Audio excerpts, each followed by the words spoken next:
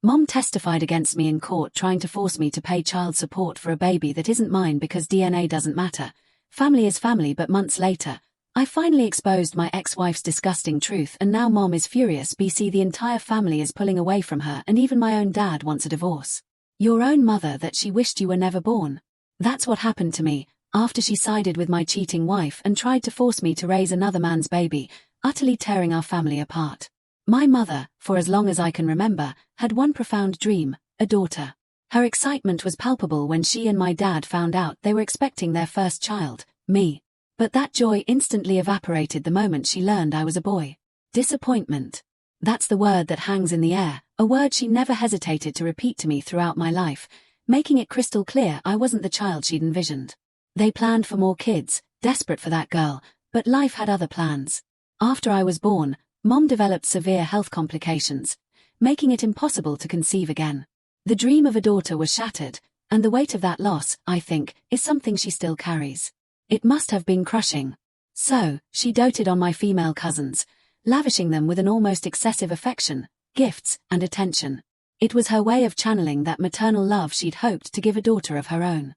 And I noticed the difference in how she treated them compared to me.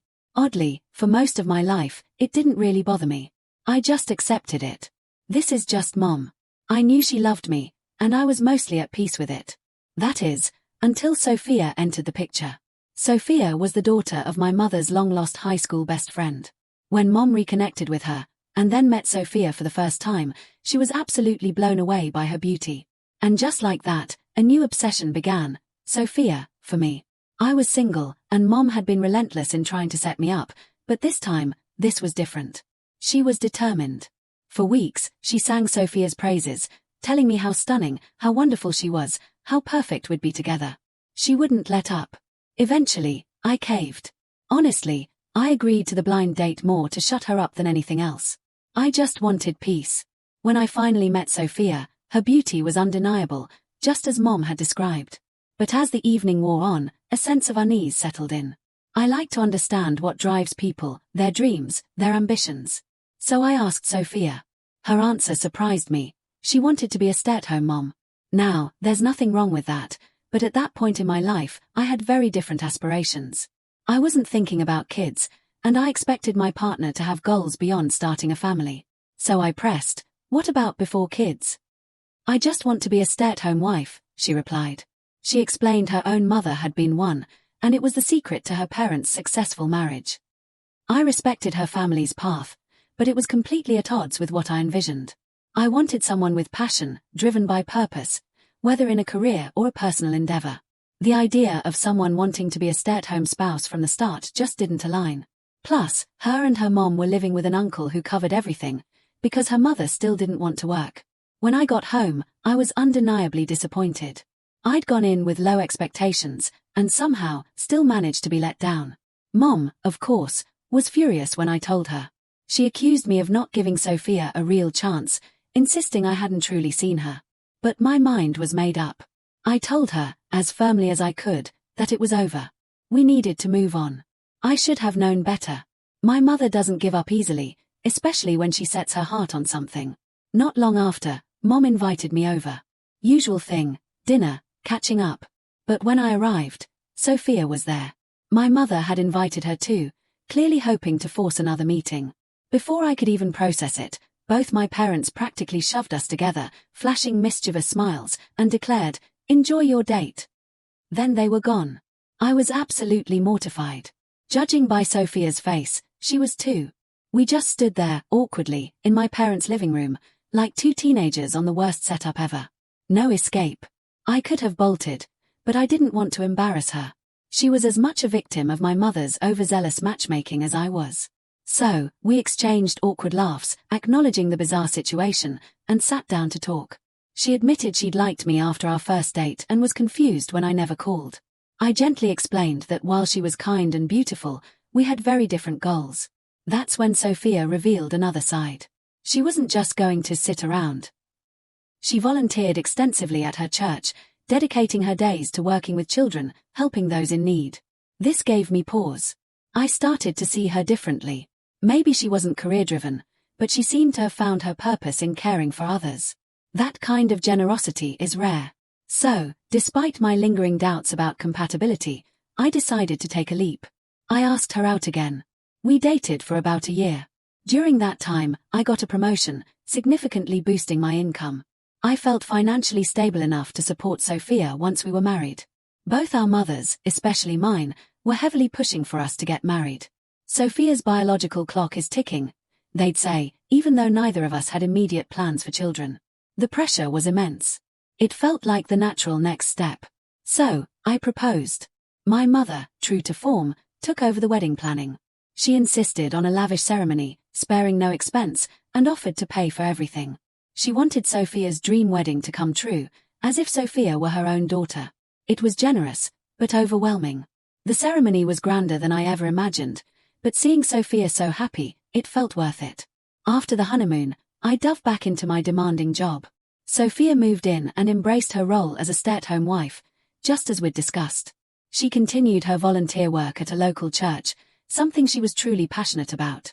But it wasn't long before I started noticing things. Little details about her routine that I hadn't seen when we were dating.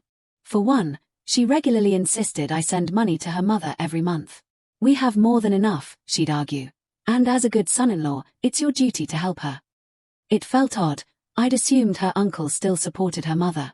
Now, out of nowhere, I was expected to. Secondly, Sophia would often come home really late. I'd expected her, as a stay-at-home wife, to be handling household things during the day. Instead, she'd rush in, frantically cooking dinner late in the evening.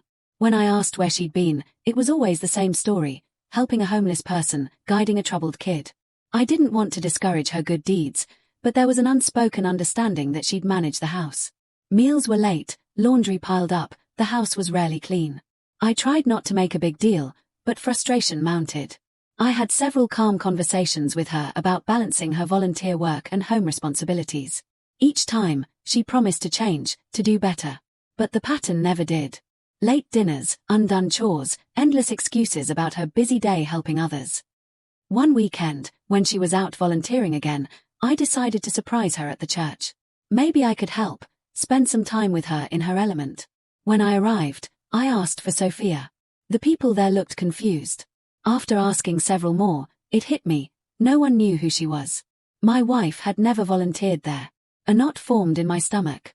For months, she'd been telling me she spent her days at this church. Now, I was being told she hadn't even set foot in the place. I tried to rationalize it. Maybe I got the name wrong. Maybe it was a different location. That evening, when she came home, I played it cool. I casually asked about her day. She launched into her usual detailed account of all the good she'd done. After she finished, I asked directly, "Which church were you at today, honey?" Sure enough, she named the exact church I'd visited. The same one where they said she didn't work. That's when the horrifying truth began to sink in. Sophia had been lying to me. Repeatedly. Deliberately. Not just a misunderstanding, but a calculated deception. Where was she going all day? What was she really doing? I had to know. The very next day, instead of driving to work, I parked my car down the street from our house. I needed to see for myself. I wanted her to prove me wrong, to drive to that church, to make my suspicions feel like an insane overreaction. I was even mentally rehearsing my apology to her, blaming my own insecurity. But what unfolded next shattered my world. An hour after I left the house, Sophia walked out. But instead of her usual conservative clothes, she was in shorts and a tank top, an outfit I'd never seen her wear.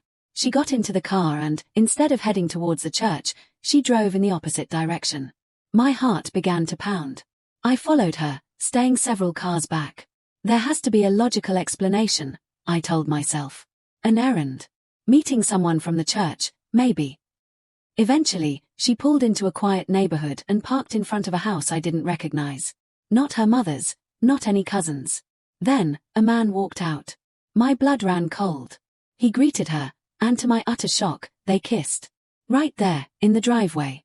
They held each other, arms wrapped around one another, like it was the most natural thing in the world. I couldn't breathe. It was like watching a car crash in slow motion, except I was the one crashing. My hands gripped the steering wheel, knuckles white. They walked inside, arms still around each other, as if this was their everyday routine. I felt sick to my stomach. This wasn't a fling. The comfort, The intimacy, this was a long-standing affair. My heart felt ripped from my chest. All the doubts, the late nights, the strange excuses, it all clicked into place. She'd been living a double life, lying to me, while carrying on this affair right under my nose. My first instinct was to call my mother, to vent, to seek comfort. But I knew she'd instantly call Sophia, either in anger or shock, and that would tip her off. I didn't want Sophia to know I'd found out. Not yet. I needed proof. Concrete evidence, so that when the time came, I would have everything I needed to end this marriage cleanly. I had to be smart. For 2 agonizing weeks, I channeled my rage and heartbreak into gathering evidence. Photos, screenshots of their text messages I pulled from her phone, records of the day she'd lied about being at church. I also met with a lawyer to protect my assets. We didn't have a prenup, and I wasn't about to let this betrayal leave me in financial ruin. The evening I finally confronted Sophia felt surreal. I sat her down. Calmly, I told her I knew about her affair. Her face went pale. She looked shocked, tried to deny it, to argue. But I was ready. One by one, I presented my evidence. Each photo, each text, each documented lie chipped away at her composure. She knew there was no talking her way out. Finally, begrudgingly, she confessed. He was her high school boyfriend, which I'd already figured out with some quick Facebook research. She tried to downplay it. I was just being stupid. Fooling around. Nothing serious. I wasn't buying it. I looked her in the eyes and firmly told her I was divorcing her. She was stunned. I think, deep down, she believed she could still manipulate me, that I'd forgive her. But when she realized I was serious, she fought it. She begged, promising to change, saying we could work things out. Her pleas fell on deaf ears. I knew I could never trust her again. I calmly told her to pack her bags and leave. To prevent any confusion or attempts to manipulate our families, I created a group chat. My parents, Sophia's mother. And in that chat, I laid out everything. All the proof of Sophia's infidelity. Photos, text messages. I wanted them to know the full, undeniable truth about why I was divorcing her. I wasn't leaving room for false narratives. As expected, the reactions were explosive. My mother was absolutely livid that Sophia had betrayed me. But almost immediately, both she and Sophia's mother started begging me to reconsider. Despite the mountain of evidence, they pleaded with me to forgive her, to give her another chance. Thankfully, my dad stood by me. He reassured me I was making the right decision, that no one should stay with a cheating partner. He told me I deserved better, supporting my decision completely. A week after I filed for divorce, Sophia and her mother showed up at my house. Unexpectedly. Sophia then dropped another bomb. She was pregnant. With my child. My immediate reaction was utter disbelief. I refused to accept that I was the father.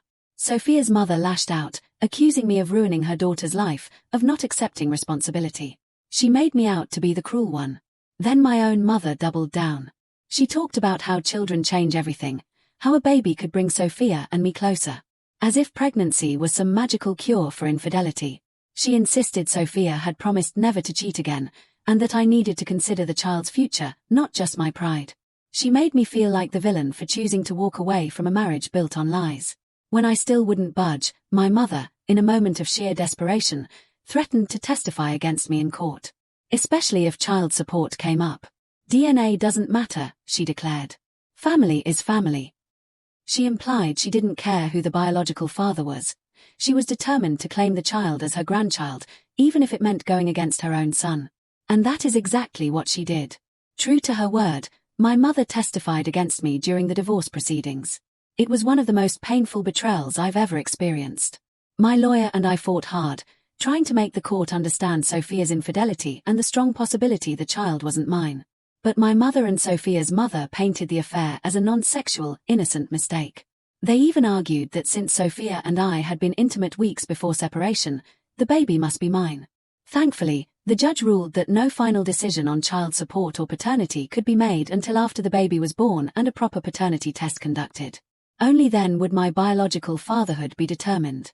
It was a small victory, a moment of relief in an utterly draining process.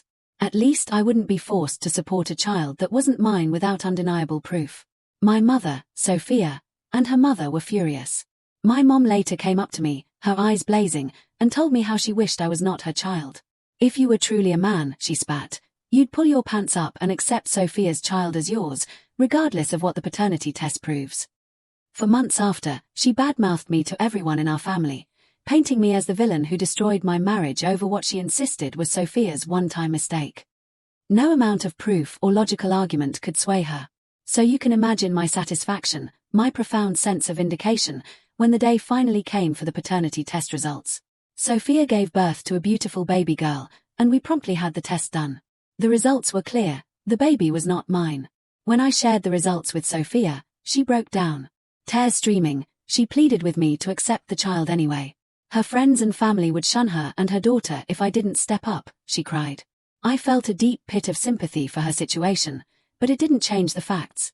I'm sorry, I told her, my voice firm. But I can't do that. It's no longer my responsibility. Sophia has continued to call me, leaving voicemails, begging me to reconsider. She's arguing that since I probably won't have kids anytime soon, I should think of this baby as mine, even though she cheated on me. She even revealed that the father, her high school sweetheart, refused to marry her. Apparently, he was never ready to settle down, which is why she had to marry me in the first place. She just wanted to use me as a cash cow while continuing her affair. I hope she takes him to court for child support. Honestly, at this point, I just don't care anymore. I took everyone's advice. I made a public Facebook post announcing that I am not the father of Sophia's child.